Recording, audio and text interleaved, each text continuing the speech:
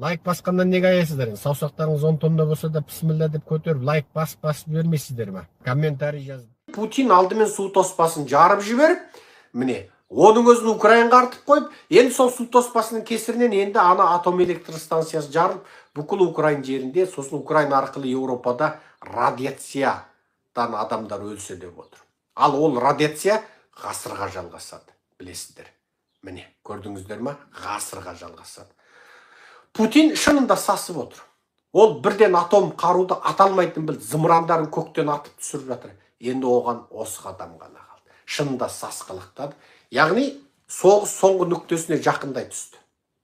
Енді Еуропа мен Америка олар тек Украинаға қару беріп, жаңағы F-16 беріп, анау-мынау беріп, сұраған танкісін беріп, Германияға сен бер, ай Франция сен бер, ай сен ана снарядтарды көп жаса деп біріне бірі сөйтіп беріп, Америка ақша беріп сөйтіп отыр де, мысалы Англияда көмектесіп.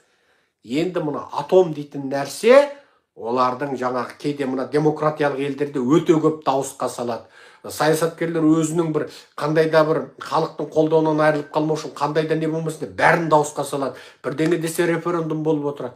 Өстіп созбалақтап отырған кезде енді оларды мына атом қаупі бастарын бір араға қайтадан қосады. Еуропа мен Америка жуырда тағы да шұғыл жиналыстар өткізу бек мүмкін. Осы шұғыл өткізілген жиналыста енді қой, мына әңгімені ары созуға келмейік. Мына Путин деген сұмырайдың көзін құртпасақ болмады деген әңгіме 100% айтылады. Себебі атом радиациясы, оны сен жаңа патриотпен де сатриотпен де қағып түсіре алмайсың. Радиация ол бәр жерге тесіп, сумен бірге ағып, топырақпен бірге барып, ол қасында гүл тұрса гүлді улап, жаңа бидай тұрса бидайды улап, күріш тұрса күрішті улап, балықты улап, ол балық теңізбен ағып Еуропаға барып, уланған бидай күріш Еуропаның халқына барып, содан ана зардап ары қарай ғасырға жалғасады.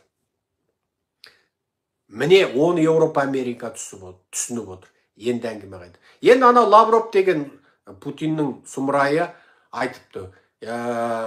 Украинаның қолына F-16 берілмеу керек еді, ақ-көк анау мынау Еуропа мен Америка отпен ойнап жатыр, ақ-көк анау мынау биткен сөйткен деген әңгімені айта бастады. Оны Америка тарап бірден жауап берді. Не деді? F-16-дан қорқсаңдар, яғни Украинаның әскери әлеуетінен, F-16 берілгенен, F-16 бомбалаушығынан қорқсаңдар, жаулап алған жеріңді шегініңдер дейді. Бұл сөзді енді кеңітіп түсіндірсең, F-16 Ресей жеріне шабуылдамауы мүмкін, Мәскеуге шабуылдамауы мүмкін, себебі оның мүмкіндігі бар, Мәскеудің тасталған жер. Бірақ енді жаңағы жаулап алынған Ресей, жаулап алған Украин жер дегенде жаңағы Днепр халық республикасының жерін, Луганск халық республикасының жері, енді жаңағы Бахмут, одан кейінгі Қырым, енді осы жерлерде F-16 тура қақ шекесінен атып, сол әскери нысандарды, әскери базаларды, қару-жарақ қоймаларын бәрін атқылау, осы су тоспасы жарылысынан кейін басталады деп ойлаймын. Себебі ескерту берілді. Сендер жаулап алған жерлеріңнен шықсаңдар, онда Украинаның әлеуеті, шықсаңдар мәселе жоқ деді. Ол деген сөз жаңағы Лавровтың сөзіне жауап. Украинаға берілмеу керек еді деген сөзіне жауап. Енді қызық. Мысалы, кеше бүгін Нью-Йоркта далаға шығу мүмкін емес. Кеше деген ауа дегенің бір сұмдық бәле болып тұр. Сұмдық түттім ба, тұман ба, түсінбейсің. Мен енді жаңа өмір бойы тек қана мына орыстардың зұлымдығын, тағы басқа жаңағы осы иттігін көріп отырған халықтың бір өкілі ретінде мен бұны бірден орыстар бірден істеді ма деп ойладым ғой. Сөйтсем бұл Канададан бір дала өртенген ба, жаңағы сондай бір зат болыпты. Бұл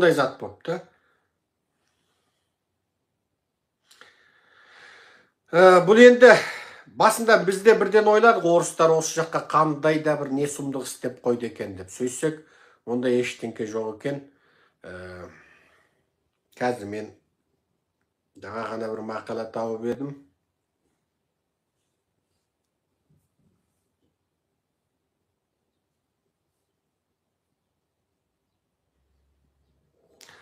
Ой болды, жарайды, бұны ауытпадық.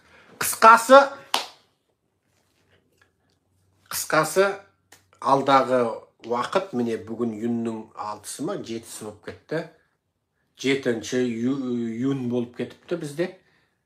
Алдағы уақытта соғыста біз ойламаған 180 градустық сұрапыл өзгерістер болады. 180 градустық сұрапыл өзгерістер болады. Қайталап айтам, атом электр станциясына қауіп төніп отыр. Оны суытатын су жоқ. Бұл Еуропаны шошытатын бірінші оқиға. Енді Еуропа Американың алдына түсіп тұрып Украинаға көмектеседі. Бұл бір. Екіншісі, Американың Лавровқа берген жауабы.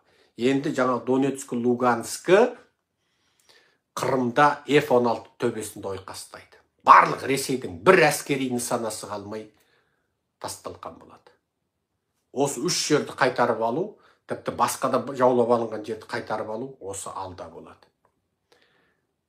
Ал Ресейдің ішкі жағында, мысалы Белгородтан басталған мынау Ресей еріктілер жасағы енді басқа жердегі орыстарға да дем берсе, және әрине бұл жерде Украинада қолға түскен орыстар бар, соғысты қаламайтын орыстар бар, немесе мына Ресейдің империясын сақтап қалғысы қалатын орыстар, мейлі қай бағытта болсын, әйтеу Путинге қарсылардың барлығы бүкіл Ресейдің жер-жерінде көтеріліс ұйымдастыруы мүмкін.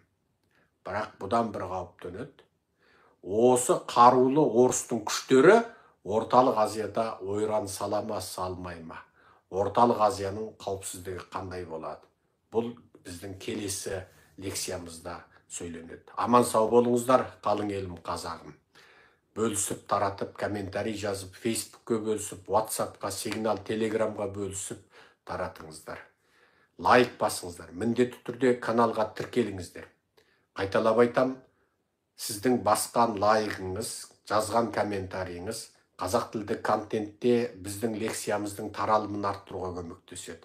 Біз YouTube-тың жарнамасынан ақша тауып отырған емеспіз. Сіздің басқан лайкыңыз, жазған комментарийіңіз бізге доллар болып, жарнама болып, табыс болып кірмейді. Біздің каналымызда жарнама жоқ.